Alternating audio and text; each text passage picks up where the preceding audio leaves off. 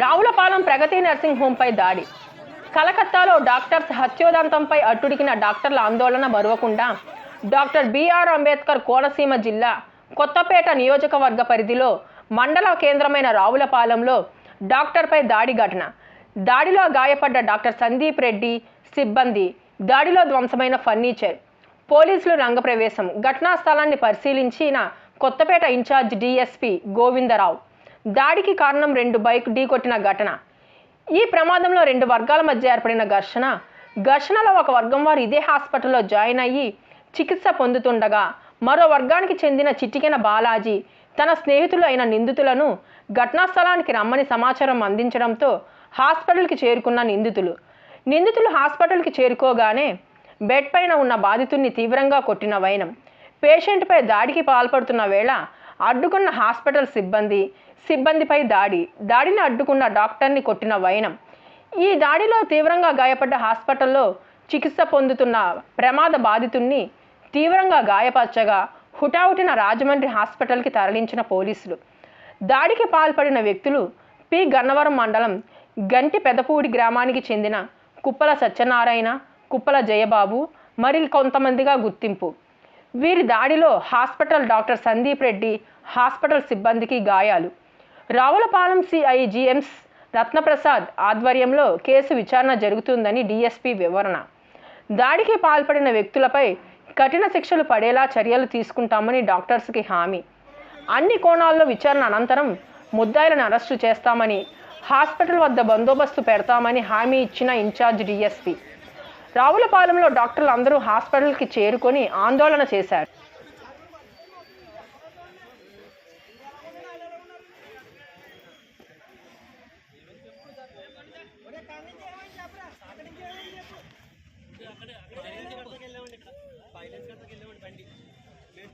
తిరిగేసి ఇంకా లాస్ట్ మొత్తండి అంతా తిరుగుతాయి. మొన్న గట్టి స్పీడ్గా వచ్చేసి మమ్మల్ని గుద్దేసి పడిపోయాడు, పీటీ వేసాడు. అదండి అంటే బయట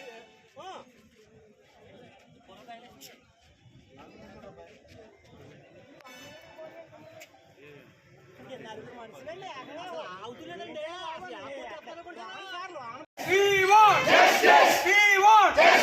డాక్టర్లపై జరుగుతున్న డాక్టర్లపై జరుగుతున్న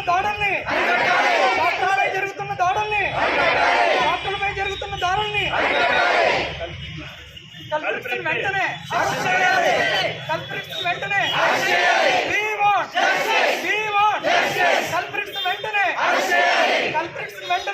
అంటే ఎవరు కూడా రావులపాలెంలో ఎమర్జెన్సీని ఎవరు హ్యాండిల్ చేయలేదు. ఆ రోజు ప్రతి వాడిని రాజమండ్రి పంపించాలి. లోకల్ పోలీస్ వచ్చారు కానీ వాళ్ళ విక్టిమ్స్ ని వదిలేస్తున్నారు అంతే. క్రైమ్ చేసిన వాడిని మాత్రం మర్యాదగా చూస్తున్నారు. ఇది కుదరదండి. అప్పుడప్పుడు వాడిని తీసుకెళ్లి జైల్లో పెట్టాలి సుమోటో కింద.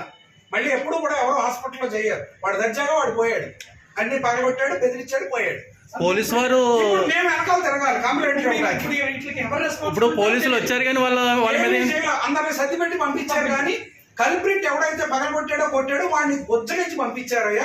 ఇలాగైతే అందరూ రౌడీలాగే తయారవుతారు. ఐడెంటిఫై చేస్తారు. అడిగితే మేము అక్కడ గొడవ జరిగిన వాళ్ళని ఆల్రెడీ పోలీస్ స్టేషన్ తీసుకెళ్ళాం. అలా చేశారంటే వెరీ వెల్ అండ్ గుడ్. మేము కూడా స్టేషన్కి వెళ్ళి కన్ఫర్మ్ చేసుకుని రిటర్న్ కంప్లైంట్ ఇస్తాం. మాకైతే లోపలికి వచ్చి ఏం చెప్పలేదు. డాక్టర్ గారు కొంచెం భయపడి లోపల ఉండవలసి వచ్చింది. మరి ఏం చేస్తున్నాం? పోలీస్ జీప్ కూడా ఎక్కలేదంట. పేషెంట్ గవర్నమెంట్ హాస్పిటల్ పంపించామండి. ఏం చేయలేదు.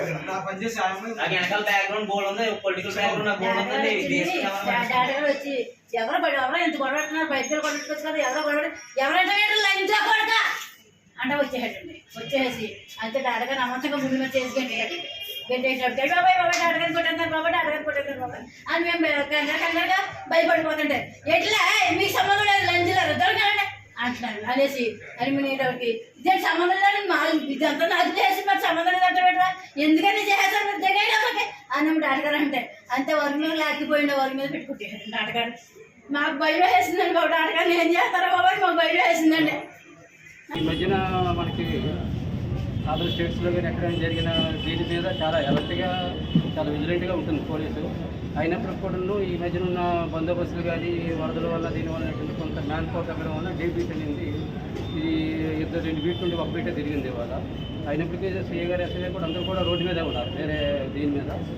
ఓకే, అయినప్పుడు కూడా ఇలాంటి ఇన్సిడెంట్ ఇక్కడ జరగడం అంటే ఫుల్ సెక్యూరిటీ ఉంది, ఎంతమంది మ్యాన్ పవర్ ఉంటున్నప్పుడు కూడా వాళ్ళు ఏదో తాగి ఇక్కడికి వచ్చి అసలు ఇలాంటి దౌర్జన్య సంఘటనలు జరగకూడదు. ఎందుకంటే వాళ్ళే ఎంతోమందికి ట్రీట్మెంట్ ఇచ్చి ప్రాణం పోసి వాళ్ళ నుంచి బతికిస్తారు, వాళ్ళకే రక్షణ లేని పరిస్థితి రావడం చాలా స్మృతి.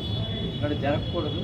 అందుకే ఏంటంటే కంటిన్యూగా ఇక్కడ ఒక పోలీసు తాలూకా వాచ్ కట్టేట్టుగా ఇక్కడ పాయింట్ బుక్ గట్ట పెట్టి డాక్టర్ల గట్ట వాళ్ళ మనోస్థైర్యం దెబ్బతినకుండా మేము 24 hours కూడా ఇక్కడ పోలీసులు ఇదే రెండు కడుతున్నాం. అలాగే వీళ్ళ మీద కూడా అటెంప్ట్ మర్డర్ ఏ కేసులు వస్తాయో చూసుకొని ఆ కేసులు కట్టడం జరుగుతుంది. వాళ్ళు కంపల్సరీ రిమైండ్ పంపించడం జరుగుతుంది. డాక్టర్లు కూడా కోరేది ఏంటంటే ఎటువంటి ప్యానిక్ అవ్వకుండా ఈ ఫోన్ నెంబర్లో గట్ట పెట్టుకొని మా ఏదైనా ఉంటే ఇమీడియట్గా మాకు తెలియపరిస్తే very బాగుంటుంది. సీసీటీవీ అన్ని కలెక్ట్ చేయడం జరుగుతుంది. ఈ కేసు కాకుండా అసలు కొన్ని కేసు కూడా మళ్ళీ రిజిస్టర్ చేసి వాళ్ళ మీద కోర్టు ద్వారా వాళ్ళ మీద ఎంతవరకు పనిష్మెంట్ ఉంటే అంత మ్యాక్సిమం పనిష్మెంట్ వచ్చే వరకు చూస్తాము. అది కూడా చాలా క్విక్గా ఈ ఇన్వెస్టిగేషన్ అనేది జరుగుతుంది. ఇన్వెస్టిగేషన్ ఎలా చేస్తాం? సీఏ గారు థ్యాంక్ యూ.